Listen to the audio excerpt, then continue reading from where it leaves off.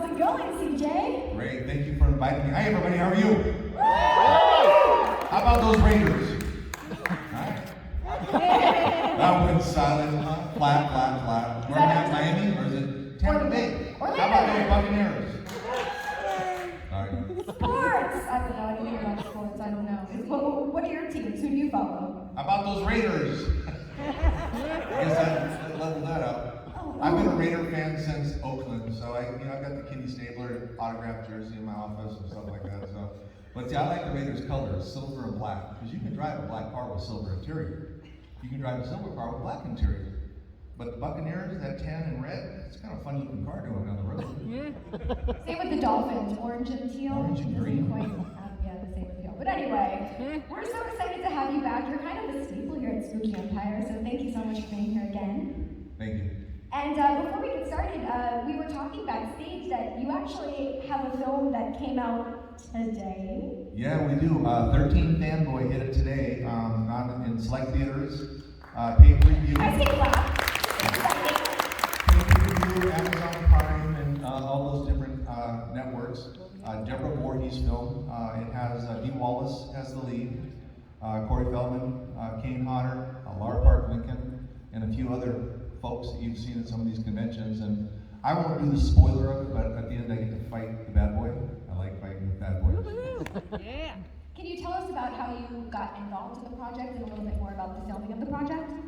Yeah, I was real fortunate.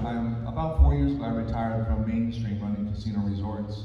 I always had that SAG card, Screen Actors Guild card, and it gave me an opportunity to come out and do some shows, meet the fans more intimately on a regular basis, and do 2 or 3 films since that time. And one of them was 13 Fanboy, which we finished filming in New Mexico a year and a half ago, right before COVID. So they've had to go through that dormant process and editing, and it finally came out today, so I'm excited for them. Then I did a fan film about 4 months ago called Vengeance Bloodlines, which I play Elias Voorhees, Jason's father. I grow a beard for about 5 months, and they put this long stringy wig on me, and it's kind of like I look like a Viking pretty much. So and with this, big frame, I can do it. Yeah, I like the beard. I didn't know that it was your actual beard. I just thought it was really good special effects. No, it was me. That's very cool. And you said it was a fan film. I saw that they did a lot of fundraising for it. That has to feel pretty incredible knowing how many people were backing this film. Yeah, I think it's going to be an exciting film. They've done a good job of putting together. They've had there's a special person I won't talk about that will literally go, ooh. So a lot of people are doing these because we're trying to help participate and push forward the Friday the 13th, since we haven't been able to do anything since 2009 with Derek Mears. Everybody know Derek? Yeah. Good guy. And so we've been dormant for about 11 years, and the only thing that's been keeping the franchise alive and strong is the fans, the legion of fans. And for me, it's kind of disappointing because, and I say on the record, I wish Mr. Miller and Mr. Cunningham have to remember that without you, they wouldn't have something to fight about with the Friday the 13th franchise. So I hope they don't go too much further. My understanding is Mr. Miller has won twice. He won earlier this year, and then they appealed again. I don't know what that means in language of legalities, but I'm hoping they get off the res and get out there and do something with the general public. I think we'd all like to see that too, right? That would be really great. You might know Tom McLaughlin, writer director of Part 6. He's been on several podcasts for the last year. He's rewritten a new script for Friday the 13th, Part 13, which this theoretically would be if you count Jason and Freddy. And it's Jason Never Dies. And it's got a pretty interesting cast and concept. I've seen some of the stuff he's put together. His job now is just to try to get the 2 parties or the singular party to come to the table and let's go. I would like to see him do it again because I think he did a good job in Part 6. Not that I was in Part 6, but I think Part 6 was a good launching platform to resurrect Jason after Part 5's submission. And it was a good platform that everybody used to go forward. So hopefully he'll be able to be involved in 13. Yeah, that'd be great. Yeah, that would be awesome. Is there anything that you think we can do as fans to help push along the process potentially? I wish I could tell you there's something to do, but the petitions aren't going to do anything. This is just 2 gentlemen that both have different rights, to be fair. One has the Jason, one has the Friday the 13th. One has the hockey mask, one has Friday the 13th. And my understanding, and I don't know all the details, but my understanding is they both have rights, but after so many years, the rights default back to, as 2 times now Mr. Miller. And so if they can go forward, I think if it was me, if, for those of you who know me, I ran casino resorts for about 25 years, so everything is a number to me, statistic, an algorithm. And I look at it as, gosh, you guys argue, fight all you want. Get somebody to get 10 million out there, do a couple of them, put them in a can, put them on the shelf, put them out, distribute them, put everything in a trust. So the fans can get what they want, the fans that have got you here. And then when you're done arguing or one of you passes on, then you take the kitty, take the whole box. My gut tells me if they get 100 million in the bank after shooting one of them, they'll probably split it 50-50 tomorrow just to get it over with and then argue about the next one. But that's too simple. Sometimes people just get dug in, and unfortunately for us as fans and actors, you know, we all have to pay a little bit of that price. But I think people out there, Derek Mears has done a great job, Kane Hodder out there, just keep that motion going forward, and of course, the support of the fans. Well, I wanted to mention that obviously when you walked out, we had the Alice Cooper song, Man Behind the Mask, which I have to say is probably one of the greatest songs from any film ever, and I just think it's really cool that it happens to be part of your film. So I wanted to know about your relationship with Alice and even filming the music video for the song. It's interesting about, you know, full circle, as people say, I went in the military 47 years ago, and the year before that, I was only 16 in 1973. My first concert was Alice Cooper, Welcome to My Nightmare. Nice. And that was it, my very, very first concert I ever went to. Get to work with him in '87, and then every couple of years I see him at an event here and there. It's really a pleasure and honor. I mean, he's as humble as they come. He's a great guy. He's got a wonderful wife, and he uses his home base in Arizona, but he's still doing conventions like these.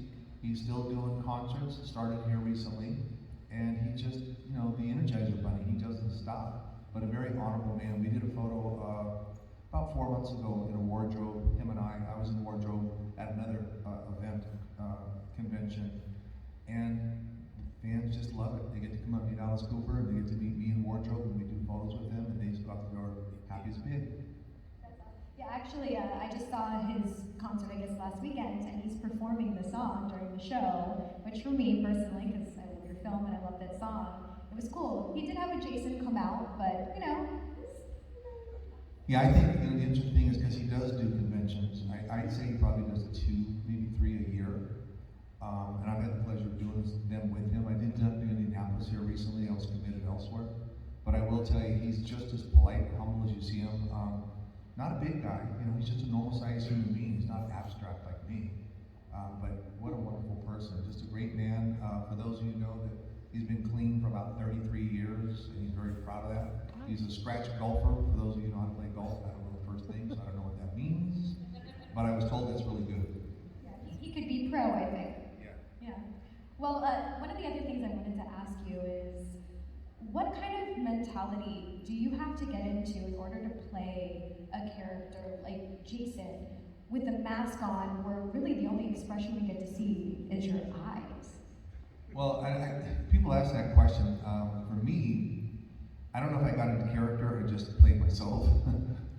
The nice thing is I got to kill 18 people and I didn't go to jail. That was exciting. You know, the Vengeance, I got to kill a few people as Jason's father. That was fun. And so far, there's nobody knocking at my door with search warrants, so everything's good. I think the biggest thing was I'd only been out of the military a short period of time. I still have a large physique, but I have a certain walk, which is the military walk, 30 inches all around, they call it when you're thumping and humping. I just carried it over. And Tom McLaughlin was very good about taking me, a very greenhorn that never been on a set, never done a stunt in my life, and just sit me down and say, this is what I want. I said, okay. And as a good soldier would, I just moved forward, went right through the wall like I was supposed to. They said, hey, we're gonna set you on fire. I said, okay. And they said, we're gonna chain you 20 feet underwater in an Olympic-sized swimming pool, and you signal for air, and they'll bring you air. I said, okay. I didn't think of anything of the consequences. I just, okay, I can do that. Now today, one thing I've learned at this stage of my life, I used to tuck and roll very well. Now when I hit the ground, I go thump. So I think my reflexes have slowed down. Well, I did want to say, of course, thank you for playing Jason, but also thank you for your service. I appreciate it.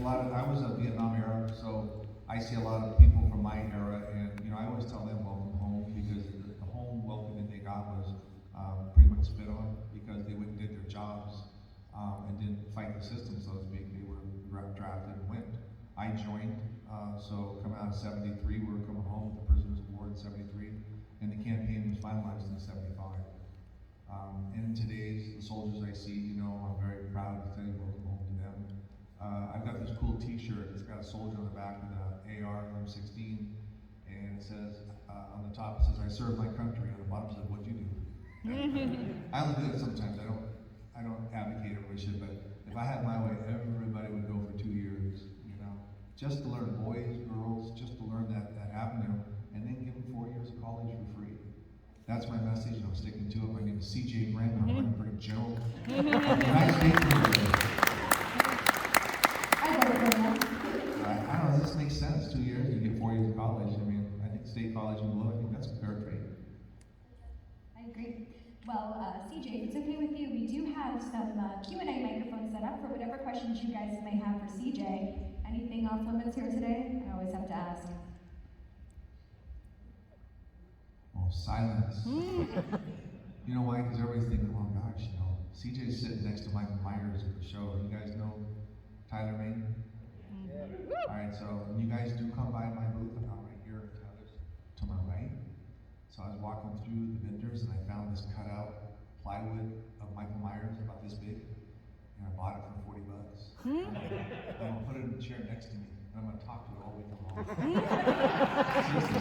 And I'm gonna tell everybody, for real men, we use a machete, not an Outback steak knife. So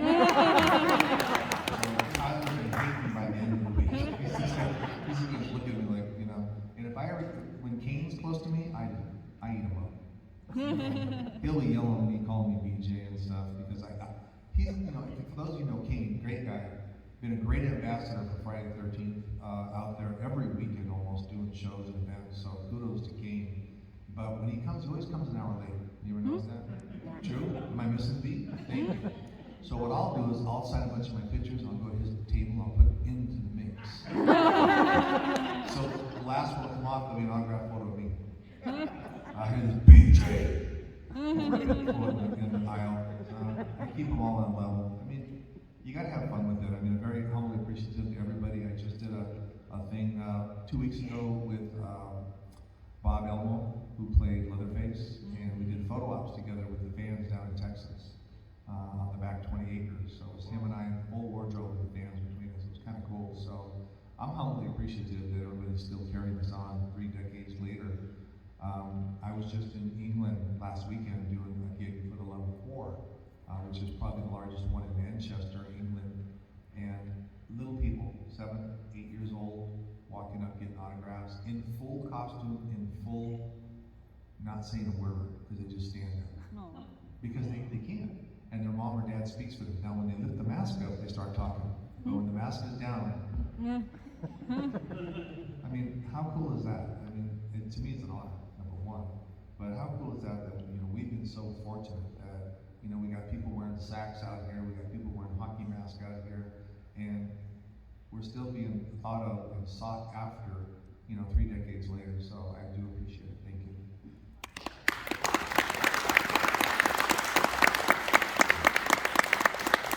So you mentioned, okay, going to Manchester. What would you say is like the craziest country that you know have fans of the franchise? Well, I've only been to 3 countries, England, Germany, and Sweden. The thing about England is people come down from Wales, and they would start talking to me, and I had the girl next to me helping me, and you know, she's from Manchester, and they'll talk and da-da-da-da-da. I just looked at them and said, I have no idea what you just said. Their accent is so, even the girl next to me, sometimes I can't understand the folks from Wales either. But they have so I got up on stage doing Q&A, myself, Tom Matthews, and Tom McLaughlin from Part 6. And the first thing I said is, I want to apologize to everybody for my accent, because I don't know if they understand what I'm saying. So I don't think it's a bad thing, but I think it's fun. I think Wales, I couldn't understand a word. They were all Braveheart, you know, and they all spoke in a foreign tongue of English, to me at least. But I got to be honest with you, it's fun because they're fans. They're born fans. And when we go over to them, they're appreciative from a different perspective, because you know, we have to jump over the pond. And that's an 18-hour flight when you put it all together. And they'll always thank you for coming over the pond. Oh, thanks for coming over here. And so they're we get to see each other. Most of you have seen me at least once in the last 8, 9 years. one time, or maybe twice even. But those folks, it's kind of rarity. When I was getting ready to come back on Monday, this past Monday, I had an offer to go to Germany next month. I'm like thinking, no, I can't. It's not that I don't want to go and visit everybody and say hi, it's just that it's really, I'm still a little bit sideways from coming back on Monday. So I got back Monday at midnight. My bag didn't make it, by the way. It was still in London. Oh no. So thank goodness. And for anybody ever lost a bag, now the airlines, if you're out there listening to me, guys, you gotta work on this, okay? First, number one, nobody takes you the information. Then I got a call that next morning, Alaska Air, and said, hey, my bag, what's the number? I get, okay, we're gonna have to back look for it. I said, okay. So I'm smarter than the average bear because I have a PhD in common sense, right? So I called British Airways on top of it, and oh yeah. And I said, okay, well, where is it? Well, it's on the plane and landed in Seattle at 6 o'clock. I'm thinking, okay. So Alaska doesn't call, nobody calls, so I'm smart. I think, you know what? At 7 o'clock, it's gonna go from Seattle to Montana. Now, follow the protocol, it'll come out of the belt. Unless somebody takes it, puts it off to the side, when it gets to the new airport. So at 11 o'clock at night, I'm sitting there waiting, just in case. Guess what? Here it comes. Nice. So nobody's checking it. I took it and left. Now nobody's called me as of today and said, "Hey, we haven't found your bag." Nobody said, "Oh my gosh, you're gonna have to put a claim in." They don't even know I got it. Is my point. Nobody told me to go sit there and watch the belt. That was just me using some common sense. Keep up, man. You guys, everything is electronic. And you still can't put it together. That's a PSA if I ever heard one. I hope that they're listening now. Oh, because we travel so much. I mean, I love TSA. They do well by me, but it's funny because sometimes, okay, put your bag over there to go through that machine, and then you're standing, okay, you can leave it. Don't they tell you to never leave your bag? So I walk away, and there's 5 or 6 bags just sitting around this big thing to go in there, but there's nobody watching. And there's people walking by, so that, doesn't work. Do you ever have to travel with anything crazy that? I do. In fact, this one I brought machetes. Oh. Yeah, but I always check it. And that's the sad thing is because I bring my wardrobe, I don't put it in my backpack. I've learned from traveling because when I was here a few years back, I lost my bag. So I've learned to put a pair of underwear, a pair of socks, and a t-shirt in your backpack with your photographs and your Sharpies. That way, if it didn't come in, I can still work, right? With clean underwear on. Very important, right? So I learned, I put the wardrobe in, and the wardrobe was in London. I'm like, oh, this is a bad thing because I got to do spooky this week. So I was sweating that I couldn't get it back because that's number one. You got 70, 80, 100 people buying wardrobe photos, and then you're gonna have to cancel, which is embarrassing. So I was stressing more about the fans than I was me. But I do put that in there. I used to put my plastic knife in there, but they took it from me at TSA one time. So I don't know why that was. It looked just like the real deal, but they said, "Oh, you can't take that." Okay. So I signed it for the guy and gave it to him, the TSA guy. Nice. I think that they just wanted something Yeah, from you. I said, "Well, you sign it if you're going to take it." I said, "Because it's worth $100 on eBay." Have you searched for it on eBay yet? No, I try to stay away from it. It's like I do giggle sometimes because you go to Amazon, eBay, or any of those, you'll find all the memorabilia and stuff sometimes you sign, and I just think it's wonderful people are able to take advantage of that and turn it into a profit margin. And I mean that sincerely. They'll come sign 5, 6, 8, 10 articles, and they make a small business of it. I think that's number one, smart, but incredibly cool because they get to make $1 off of it. To me, it's just well balanced.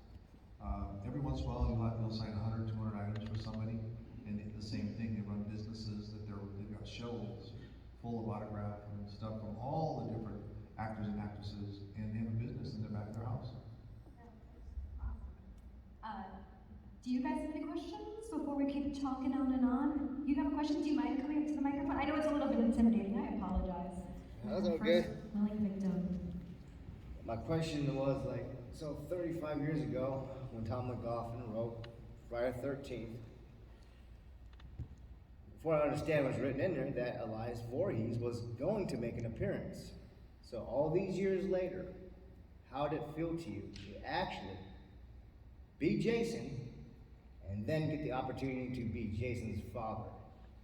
Well, thank you. Yeah, it's a true statement. Back in part 6, Tom McLaughlin had considered putting Jason's father in the queue a little bit, so there would be some interest. Because if you go back into some of the old comics, there is a Jason Voorhees father, Elias.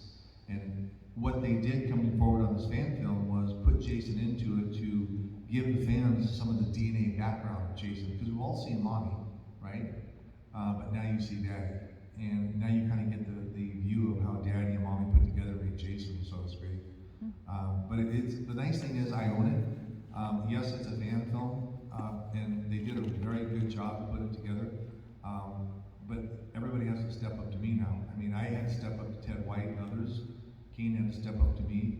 But now they have to step up to me on this one because I'm the only one that's ever played the role that'll be on a TV or YouTube or whatever you go and play out right now. Yeah, I can't wait for part 2. Part 2 will be Bloodlines, if I'm not mistaken. Jason Brooks is the producer and also plays Jason in it. I understand that it should be out the first quarter of 2022. I do know I have to go back up there at the end of next month to do a scene. I won't do a giveaway on it, but it's a scene where I'm not playing Elias Voorhees. I'll let it go at that. Should be interesting. Awesome. Anyone else have any questions? Now's your chance. All right, well, it's good seeing you guys. Thank you. Oh, here we go. First off, I want to say thank you. I appreciate your work.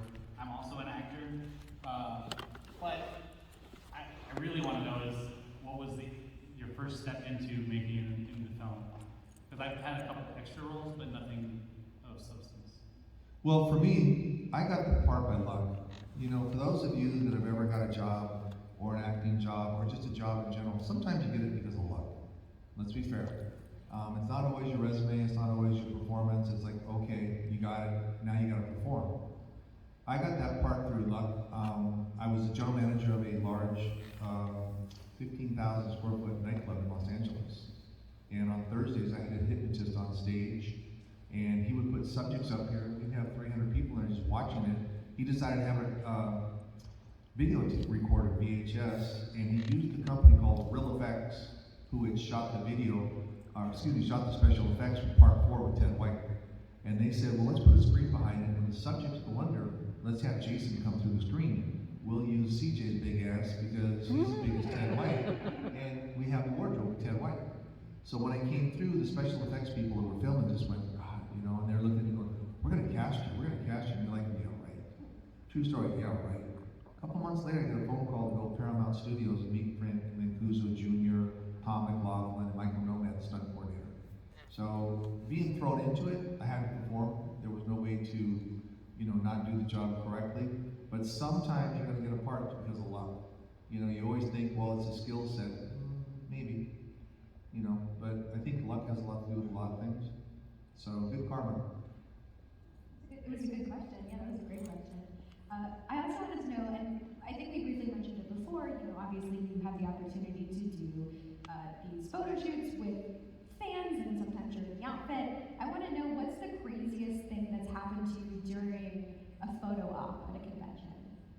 I don't know if it's a crazy thing or just normal. Some of these guys and girls have a tendency to grab your butt. I don't know why. It's like, really? Alright, you know, gee, so I don't know if it's crazy or just normal. I mean, I'll have somebody go up and say, well, you know, I know about you. What do you know? I know in 1987 you were at Chippendales. I'm like, really? I found it on the website. So they'll put CJ Graham, they'll Google CJ Graham Chippendales, and these pictures pop up. You know, cuffs and collars. So now they have the idea, well, God, he's a stripper. You know? A lot of the girls that have done some of these films with us, like Deborah Voorhees, she was Playboy women. Darcy DeMoss, you know, she has a book on her table that says 18 and over. Well, I've never looked at it. So a while back, I said, hey, I'm looking at your book. She goes, yeah. Oops. Darcy, I don't need to see all that. Been there, done that, okay, girl? So some people go, why don't you put that on your table? I'm like, well, the movie 13 Fanboy, in fact, Deborah Voorhees printed out these Chippendale photos and put them on my table for me to sign for people. So we have fun with it. Let me put it that way. I will tell you, for those of you, I do appreciate, and I'm sure Kane and everybody says the same thing, that you keep coming have fun with each other. I have utmost respect for Leatherface, for Robert Englund, and for Michael Myers. And I kind of put them as the four musketeers of the 80s that have endured over 40 years. We've got some great films out there right now with some great actors and actresses. They are doing a great job. They're at the top of the frame right now. The question is, in longevity, will they be blessed as we have been over the decades? You know, and not just fall off after a while. I watch the stream and I see these different films, and they really got a good, nice twist to them. I think the thing that fans like about horror movies, especially the 80s concept, the way they're put together, is the simplicity. I mean, how many people have seen Fast and Furious? I mean, listen, great franchise, but I gotta be honest, how many times can you jump on an airplane, land on a tank, do a backflip, pick up a 50 cal machine gun, land on your feet and blow everybody away? We all know it's great green screen, it's great stunts, they're fantastic. But when you see a Jason or Michael Myers coming out, that's your neighbor. You look out the window and that person's just standing there looking at you, and the reality factor of the simplicity that it could happen. I mean, you go outside and go out to the back garage, sometimes you hear noises, and the realistic opportunity that a Jason or a Michael Myers could be out there. Anybody, we've all seen people in clowns. How many people in here are really scared of clowns? Exactly. You see a clown, and you can go back to some of the psychopathic killers that have been out there that have been clowns, but realistically, clowns can be scary. Because you really are looking for fun and humorous at the same time. You know, they're putting a knife in your belly or in your skull. Sounds fun, doesn't it? Take a nice chainsaw. Well, okay, I like that you mentioned that these characters live next door. Let's say in like a scenario where there is a Jason Voorhees wandering around in the woods, how long would you last in the scenario, or ultimately do you take down Jason? Well, I don't know about you, but you know, I'm from Montana, and we just have nothing but guns, bullets, and gold up there, so I'm set. I don't know about y'all from Florida, but Montana, we good. You know, we ain't playing. Being ex-military, we still ain't playing. So, I'm more one of those people, look, I mean, I'm gonna shoot and ask questions later, sorry. So, everybody's looking, okay? They're all got the same attitude, they don't want to admit it. I'm gonna shoot and ask questions later.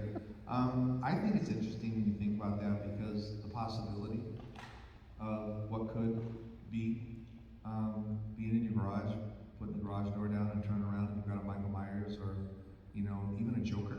Think about the Joker, how scary the Joker was in Batman. It's kind of wicked. So there are some simple things you can do that can terrorize others very easily. Well, I hope I'm with you in that scenario, because I feel very safe right now. Well, I will tell everybody that, you know, the nice thing about playing Jason is I never used it as a pickup line because I don't think it would work, number one. But everybody says, hey, was that your pickup line in the bar? And I'm going, no. Why? I mean, you gotta remember back in the 80s and the 90s, Jason was doing well, but it's only been in the last 15 years that Jason's just, for whatever reason, maybe because they took it away from us 11 years ago, it's really just picked up its own, you know, motion. And I do credit Kane Hodderhawk for that, to be fair. And if Steve Dash was still with us, he'd be mother effing me right now. Because he would always mother eff us all, that if he would have known what we know today about the Jason character, none of us would have ever got a job after that, because he'd have played them all. So, true story. So, just so you know over there, Baghead, yeah, you guys know he's got a bag over his head. That's Steve Dash, just so you know, part 2.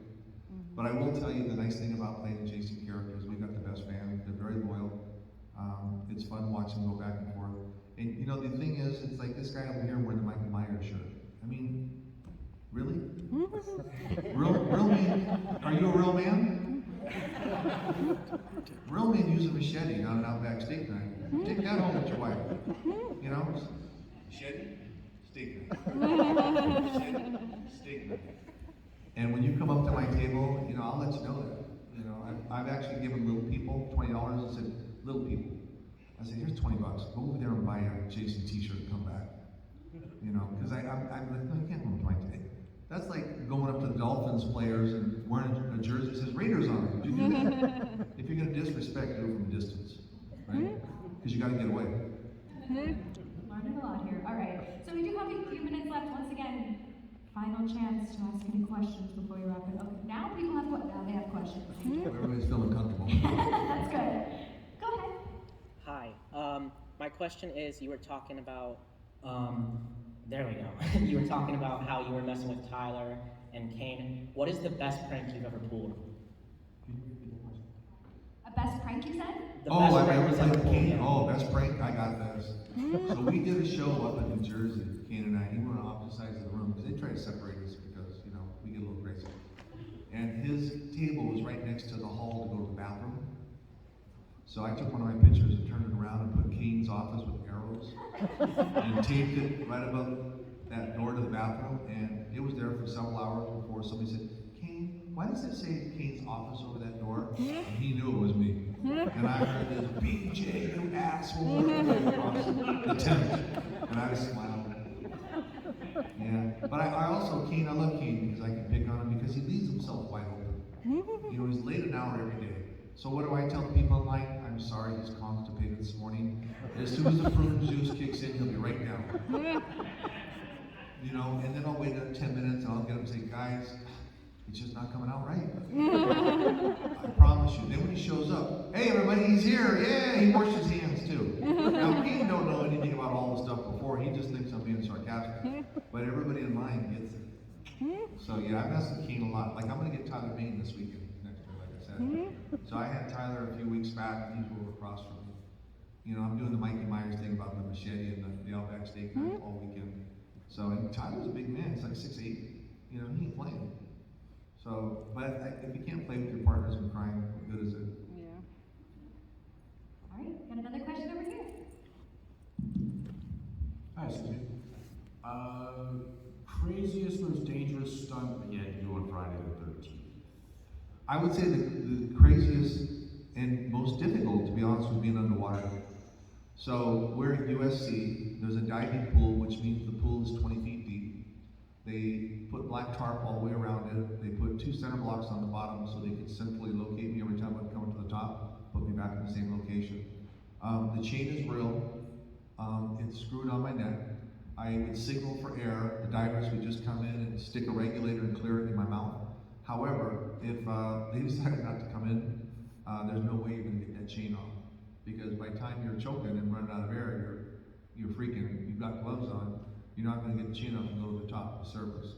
For me, at the time, it didn't bother me, but you look back on it and go, I was kind of dumb. You know? But when you're 28, you know, I mean, you're invisible, you know, you're a badass, you think. You know, now I said, well, I had stem cells in my knee, stem cells in my shoulder. I think that was probably the most dangerous. Being set on fire was an interest, but it didn't faze me. Going through walls and doors, that didn't bother me at all.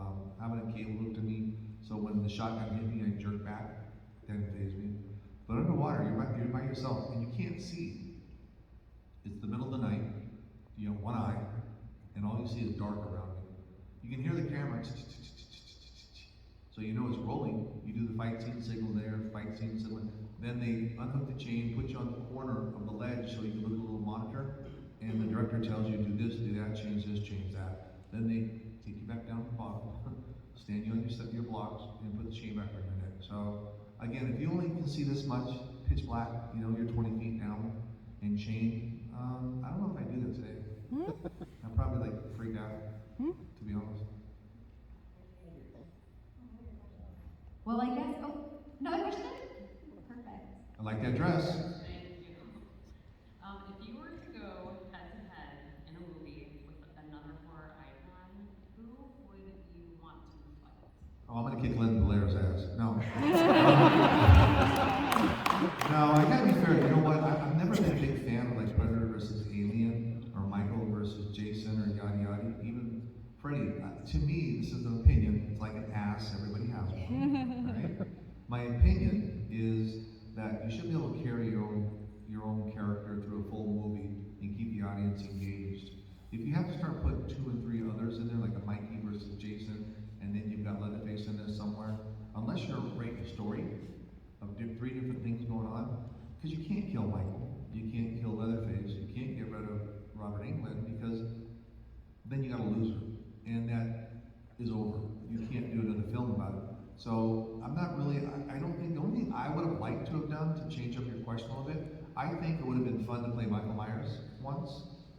and Leatherface once, you know, to say that I had played all three characters. Because in my day, they didn't really, 6'3", 250 is not normal to begin with, but in that day, they really didn't have any agents that represented people that would put prosthetics on like I did. I didn't care about my face being seen. In those days, someone said, hey, you want to do Michael Myers? I said, okay. For those of you who know, I played Hell Cop in Highway to Hell. I didn't care about my face being seen. It's all prosthetics. Same physical structure. But I think that would have been fun to be the one they called for every time you needed an alien, horns, whatever. It's CJ, he doesn't care. He can wear the prosthetics. I think that would be fun. Well, I guess before we do wrap it up, thank you for, in a franchise where so many have died, thank you for keeping it alive. And thank you once again so much for being here. Before we do wrap it up, any final thoughts you want to leave us with here? No, I'm going to just say thanks to everybody. I mean it sincerely. I know that all the Jasons feel the same way. We are all friends. We talk to each other periodically. We do shows together. But we all know we're here because of you. So thank you for being fans and keeping us in the forefront. And I look forward to seeing you out there at Camp Crystal Lake. Well, guys, one more time,